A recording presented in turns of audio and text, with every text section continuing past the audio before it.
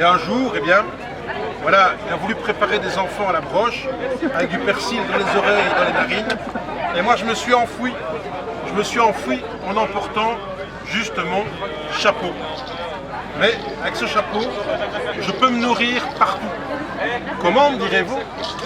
J'arrive sur la place du village et la première chose que je vais faire, c'est changer ce chapeau en marmite, en chaudron. De quelle couleur est le chapeau? Brun. On est tous d'accord? Il n'y a pas de trucage, c'est un chapeau brun? Oui. Voilà, ce sont les contes, on peut venir les écouter, voire même, si les pieds sont propres, on peut venir dans la tente. Dès qu'on retire les chaussures, on peut venir s'installer. Voilà. Voilà. Voilà. Et donc, le chapeau est de couleur brune. Et voici ma cuillère magique. Oui. Raphaël, sur le tapis. Raphaël. Voilà. L'histoire commence. Voilà, on peut regarder par le côté. Et donc, jeune fille, tu peux venir carrément t'installer dans la tente si tu veux. Mais tu retires les chaussures. Parce que je dors dessus. Voilà. Alors si quelqu'un a été visiter une fromagerie de herbe ou quoi. Voilà. Donc on va laisser le temps de retirer les chaussures. Voilà. Donc, on recule un petit peu, comme ça on verra bien. Tout le monde voit bien, tout le monde entend bien. Madame du fond, bonjour. Voilà. Et donc, ceci est un chapeau, c'est mon chapeau de cuisinier, ma cuillère.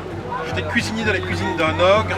Et donc, regardez, grâce à cette cuillère magique, je vais me nourrir et changer mon chapeau en un chaudron, une marmite.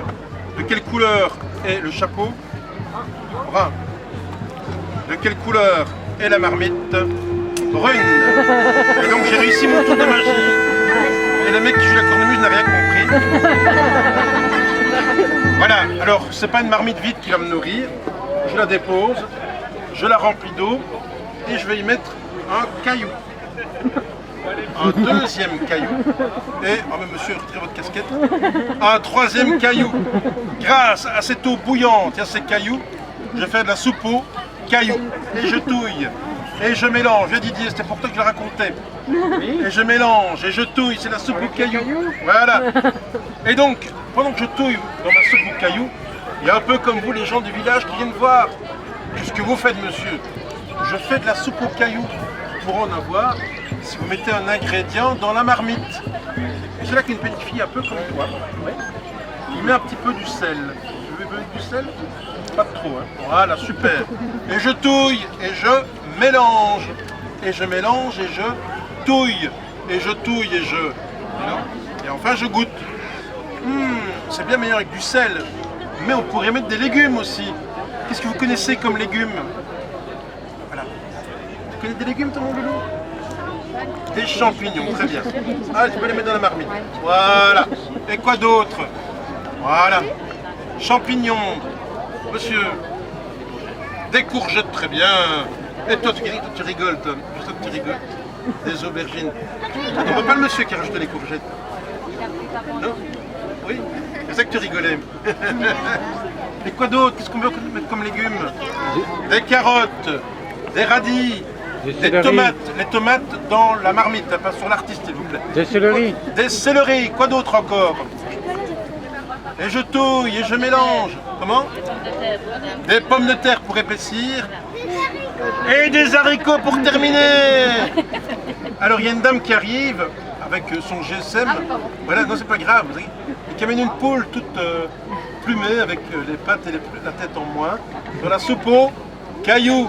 Et je touille et je mélange. Et je mélange et je touille. Et enfin je goûte. Et puis le père Joseph. Voilà, le père Joseph qui arrive avec son appareil photographique. Voilà, lui il dit on peut mettre de la crème dedans aussi. Oui. Allez hop, de la bonne crème bio, première pression à froid, ou le truc qui sort du pied de la vache. Oui. Du fromage chèvre. Voilà, et donc, et je touille, et je Mélange. mélange, et enfin je goûte. Et là au bout d'un moment, ben, il est temps de faire une chose très importante pour servir la soupe à tout le monde. Certains vont dire rajouter, moi je dirais plutôt retirer. Je retire les cailloux. Car on appelle cette soupe, soupe aux cailloux, parce qu'elle contient non pas des cailloux, elle contient du bonheur. Elle a fait fondre le caillou dans le cœur des gens qui ne voulaient pas partager. C'était le conte de la soupe au Caillou. Yo.